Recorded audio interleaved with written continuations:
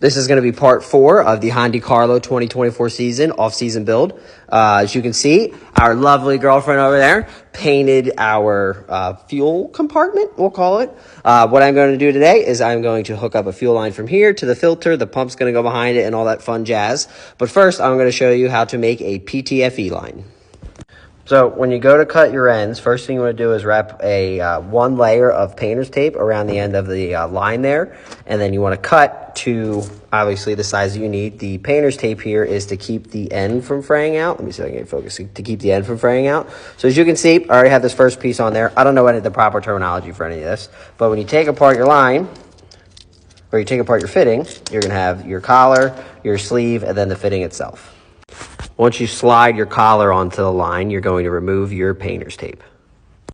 This is very hard to do with one hand, but inside of here, there's a lip on the back end of this sleeve. You want the plastic hose in there to be flush with that seed or that lip on the back of the sleeve. I mean, this isn't great, but you want the sleeve to go in between the braids and the plastic hose on the inside. You can see that plastic hose is seated right up there on the that little lip inside.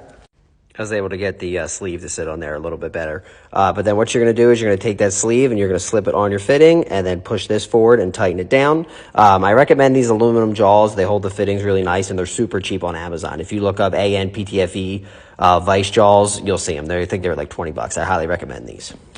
So you want to push your sleeve up there till it's flush with the fitting, and then you're going to slide your collar over and screw it down. And once you thread that collar on there, she's going to look like that. And then you do the other end. Got that hose sitting in there all nice now. The last thing we just have to do is just tighten down this fuel filter and tighten down the fittings on each lines. But I just want to do a quick fitment test, and that is pretty perfect. If anything, I might have made it maybe like half an inch too long, but this will work perfectly.